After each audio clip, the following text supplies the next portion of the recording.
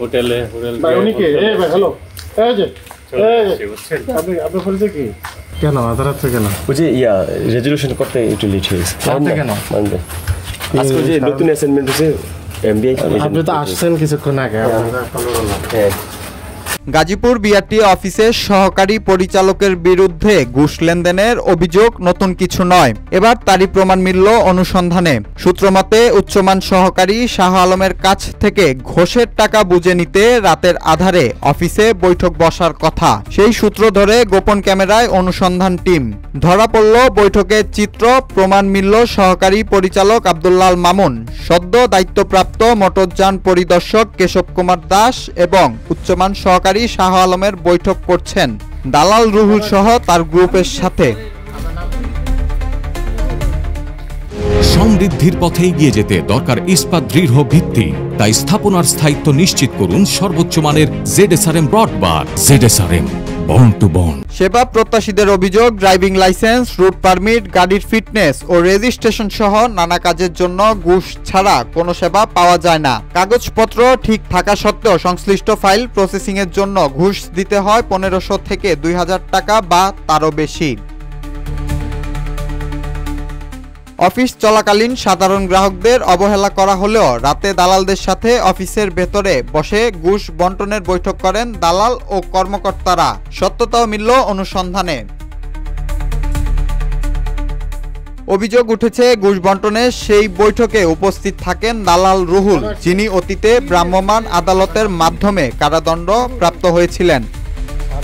5টার পরে 10:30 স্যার একেবারে খুব বাজে অবস্থা। এডিএম স্যার কি আপনাকে এখন আসতে বলছে? হ্যাঁ, আমি তো গেছিলাম হোটেলে। ভাই উনি কে? এই ভাই হ্যালো, এই যে আপনি বলতে কি হোটেল থেকে আসছিলাম। কোন হোটেল থেকে আসছেন? এই যে সুমার উপরে 3 তলা। কি করেন আপনি? নাম কি? কেন আসছেন? আমি যে স্যারের নাম কি? রুল আমি। গাজীপুরের নতুন ইন্সপেক্টর দায়িত্ব নেয়ার পর থেকেই দালালদের সঙ্গে তার ঘনিষ্ঠ সম্পর্ক গড়ে উঠেছে, যার মধ্যস্থকারী হিসেবে কাজ করছেন সহকারী পরিচালক আব্দুল্লাল মামুন। কি অবস্থা ভাই? আছি ভাই তো কিন্তু ভালো আছে এখানে? কথা বলি কেন আদালতে কেন? ওই যে রেজুলেশন করতে একটু লেট হয়েছে। কেন? মানবে আজকে যে নতুন অ্যাসাইনমেন্ট হয়েছে এমবিআই। আপনি তো আসছেন কিছুক্ষণ আগে। হ্যাঁ,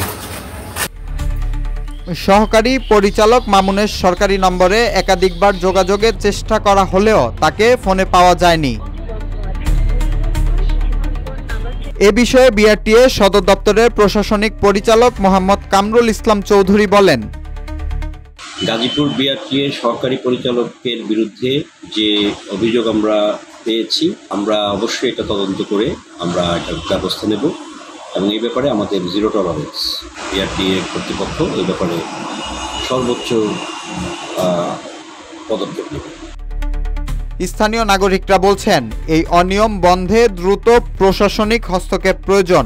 একই সঙ্গে সিসিটিভি মনিটরিং ও দালাল চক্র উচ্ছেদের মাধ্যমে জনসেবামূলক এ প্রতিষ্ঠানে স্বচ্ছতা ফিরিয়ে আনার দাবি জানিয়েছেন ভুক্তভোগীরা।